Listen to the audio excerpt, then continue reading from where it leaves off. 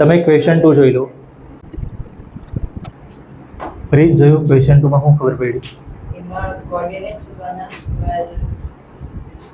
ટ્રાઇસેક્શન of the line segment. એટલે ટ્રાઇસેક્શન એટલે 3 equal part કરવાના છે. જો લાઇન સેગમેન્ટ મેં પહેલાથી ડ્રો કરી દીધો છે. પોઈન્ટ તમે ચેક કરી લો ને, આયરમાં એ રાખ્યું છે કોઓર્ડિનેટ જોઈ લો, આ જ છે ને.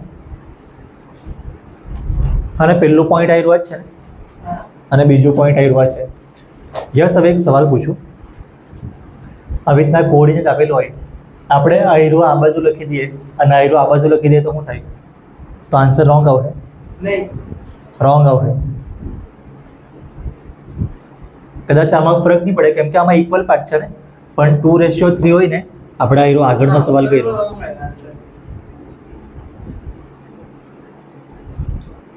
આ બાજુ ને આ બાજુ અલગ અલગ પાર્ટ છે. 2:3 હોય તો આ બાજુ અલગ અલગ નંબર છે ને, એટલે રોંગ આવશે. એટલે જે પહેલો પોઈન્ટ હોય તે જ પહેલા લખવાનો, એ તો પછી પ્રોબ્લેમ થઈ જાય.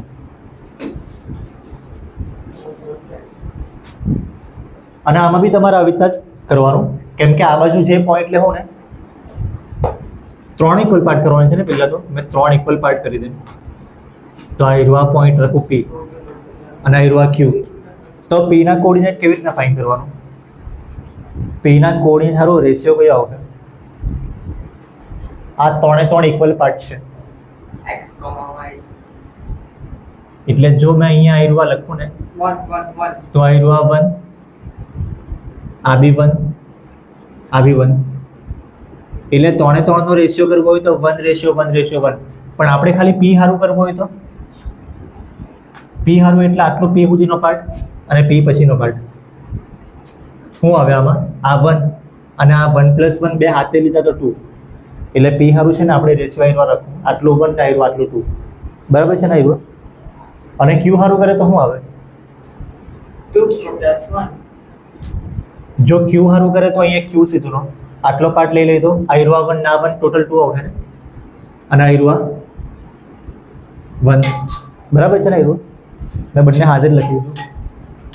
અને હવે આ વગાડવાનું બંધ કરી દીધું. પહેલે મેં લખી લેમ 4 પોઈન્ટ. પહેલા સ્ટેટમેન્ટ જરાક લખી લે,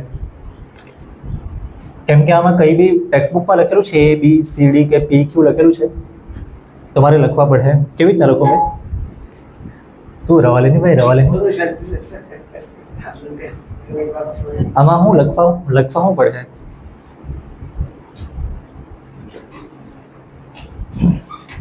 મેં લખી દેમ કે P and Q are points, trisection points of line segment AB. કે હું લખું બીજું કંઈક થોડું ગ્રામર જરાક હરખું કરો. મેં ગ્રામર પરફેક્ટ નહીં બેઠું બોલે. શું લખવા પડે યાર? તમારું ઇંગ્લિશ જરાક હરખું છે ને, બોલો. P and Q are trisection of point A and B. તો પહેલા બી મેં જ બોલ્યો, પણ એ મને થોડું ખરખું નહીં લાગ્યા કરે એમ. The trisection of point A and B is મેં એવું લખી દેમ કે points P and Q divides line segment AB in 3 equal part. આવી રીતના લખી લો. આ બરાબર બેસ્યા કરે. Points P and Q divide line segment AB. કાં તો ખાલી AB લખી દે, divide AB in 3 equal part.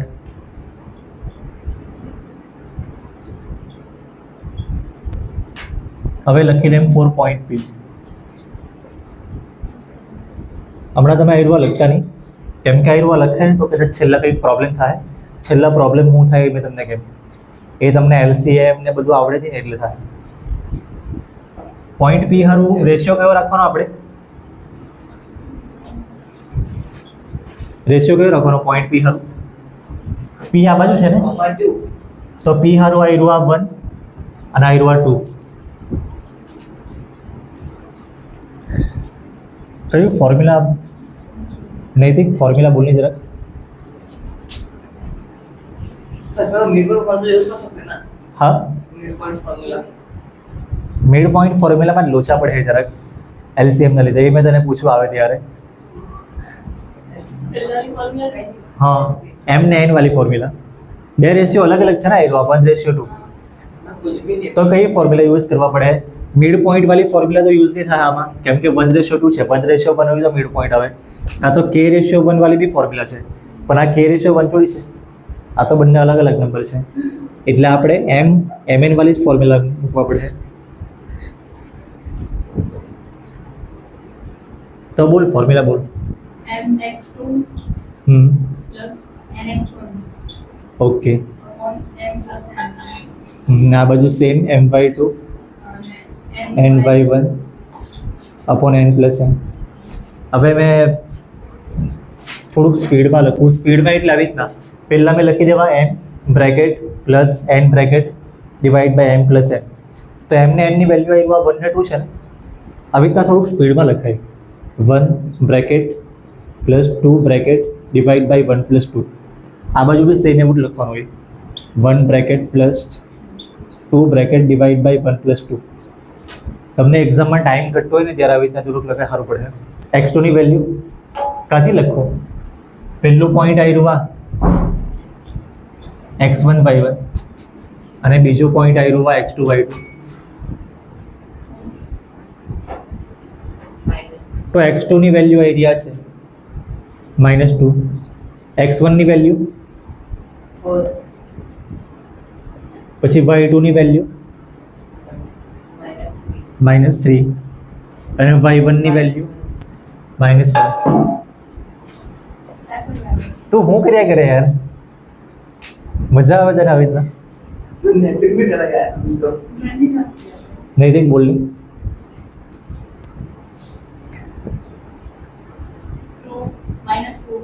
-2 plus હા નીચે 3 પછી આ બાજુ -3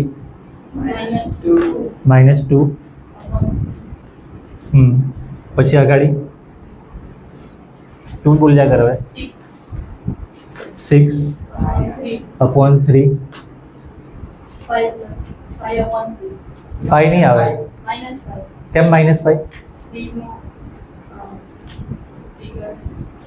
મોટા નંબરની સાઈન એવું સમજી લે તો બી ચાલે. હવે શું કરવાનું? કઈ થાય આગળ? yes શું થાય? 6/3 થઈ જાય. એટલે શું આવે? 6/3 કરે તો 2 અને આનું કંઈ નહીં થાય.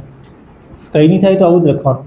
તમે મિક્સ ફ્રેક્શન કે પોઈન્ટમાં નંબર કે એવું કંઈ લખવાનું નહીં, આવું જ રહેવા દેવાનું. હમણાં લખતા ને આન્સર આવી ગયો બાકી છે. આટલું જ કીધું. ना बाकी આ તો ખાલી પોઈન્ટ પી કર્યું છે, એક પોઈન્ટ આ એરવા બાકી છે હજી. તો એરવા 4 પોઈન્ટ ક્યુ.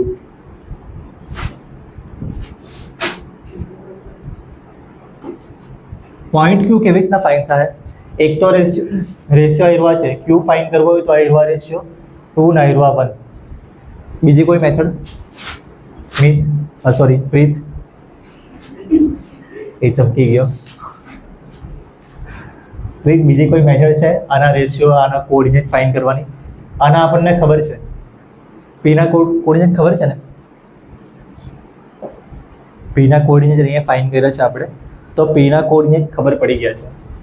આયરવા 2 ऐसे मेरे को समझ उसको सकते ना હા, પીના કોઓર્ડિનેટ ખબર છે, આના હું ખબર છે. તો ક્યુ એક્ઝેક્ટલી વચમાં છે ને, પી અને બી ના એક્ઝેક્ટલી વચમાં છે, તો મિડ પોઈન્ટ થી થઈ જાય.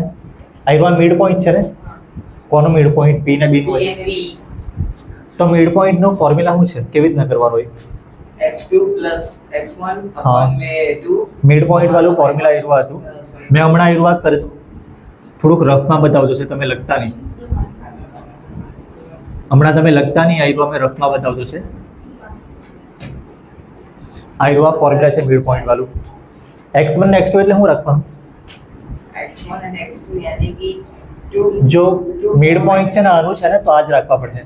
આ 2 અને -2 બંનેનું એડિશન કેટલું આવે? 2 અને -2 બંનેનું એડિશન અને ડિવાઈડ બાય 2. પછી y1 પ્લસ y2 માં -5/3 ને આયરવા -3, આ બેનું એડિશન.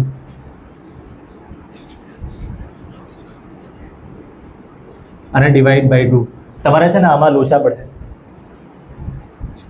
આમાં માઇનસ બી આવી ગયું, એલસીએમ બી આવી ગયો, ડિવાઈડ બી આવી ગયું, બહુ બધું આવી ગયું. એટલે હમણાં મેં તમને કરાવી દેમ રફમાં, પણ પછી મેં સર્વ કરતા હતા. કોણ બોલે એલસીએમ? આ તો તમને ખબર છે ને 2 - 2 શું આવે? 0/2. આયરવા તો 0 આવી જાય, પણ આમાં બરાબર પ્રોબ્લેમ થાય. યસ બોલ ને, આમાં શું કરીએ? ક્રોસ મલ્ટીપ્લાય કરજો પહેલે. તો અહીંયા 1 લખવા પડે ને, પછી ક્રોસ મલ્ટીપ્લાય કેવી રીતે થાય? -3 -5 નું -5 નું મલ્ટીપ્લાય 1 થાય, હા -5 -9 પછી આ -9 ડિવાઈડ બાય 3 અને પછી upon 2 પછી સોલ્વ કરેંगे. હવે તો શું કરવાનું? આ તો થઈ ગયું છે -14/3 -14/3 અને આયરવા 2. 2 से પછી? डिवाइड कर दो હું 2 ઉપર આવે ना, 2 को डिवाइड कर दो ना 14 से. 14 को 2 से डिवाइड कर दो मतलब હા એ જ. પાંચ તું મિનિટ જો થયા. પેલા આયરવા 2 ઉપર લેવા કહેતો હતો ને, ફેરવાઈ જાય એવું કરતો હતો. और सर बोलने में मिस्टेक हो गई. એકચ્યુઅલી છે ને 2 ના નીચે 1 છે. 1 એકદम ઉપર આવે તો ચાલે, પણ 1 આપણે લખતા નહીં મળે. નહીં લખે તો ચાલે ને? यस એટલે એકચ્યુઅલી ખાલી આયરવા 3 નીચે લાવવાનું હોય નેક્સ્ટ સ્ટેપમાં, અને ડિવાઈડ બાય 3 લખેલું હોય નીચે લાવવાનું. પછી આ બેનું ડિવાઈડ કરે તો શું આવે? -7 આવે. यस તો આન્સર આવે 0. આયરવા -7/3.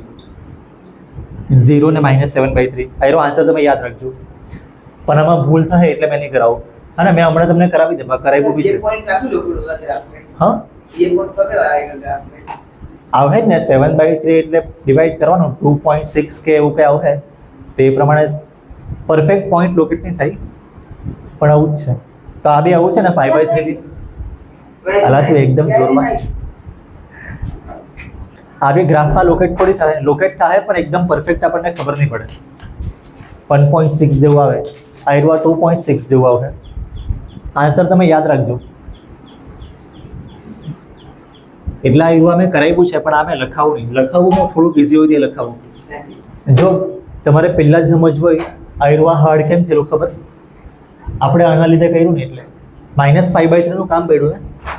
આપણે એવું કરે કે આ નંબરનું કામ જ નહીં પડે, આ નંબર જ નહીં કરનાર.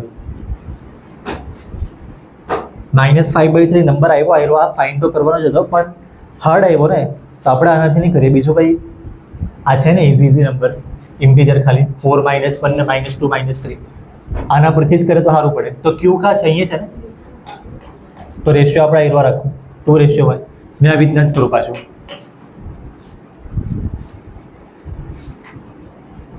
હા 4 હું લખવાનું રેશિયો?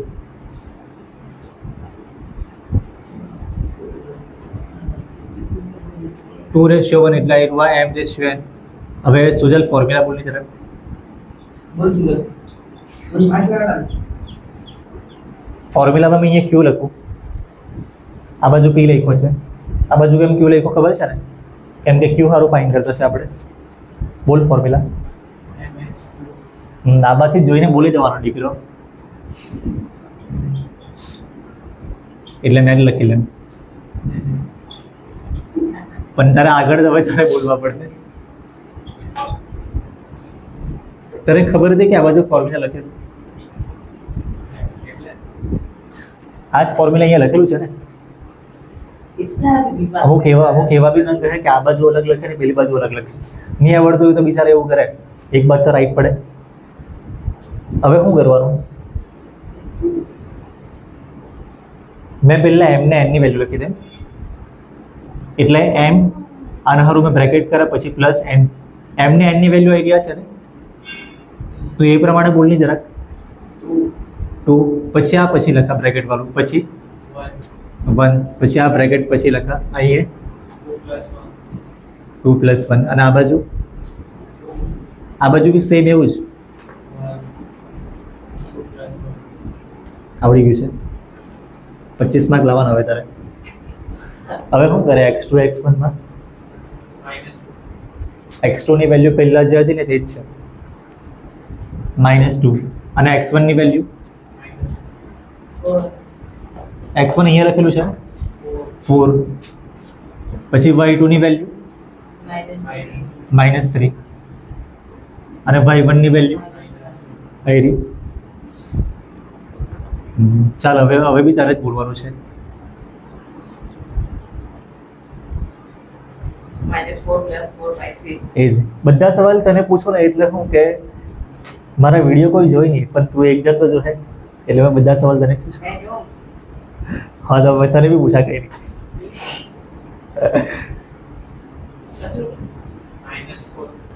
वो उठ के आया नहीं, -4. પછી? निकालो कैसे? +4 પછી 3 આમાં -6 -6 -1 આવ્યો. તો જો આ કેટલો ઇઝીલી આન્સર આવી ગયો. -4 + 4 0 થાવે 0/3 અને આ રહ્યું -7/3 0/3 એટલે 0 આવી જાય અને આ રહ્યું -7/3. જો આમાં LCM નું કંઈ ક્રોસ મલ્ટીપ્લાય નું કંઈ કામ નહીં પડ્યું મને તો 7 વાગે જાય ભાઈ. જો આમાં જોઈ લો ને LCM નું કામ પડ્યું છે, ક્રોસ મલ્ટીપ્લાય કંઈ આવ્યું નહીં ને તો આ ટેક્સ્ટ બુકનો સવાલ છે એટલે યાદ રાખજો. આવી રીતના જ કરજો તો સારું પડે. લખી લો આ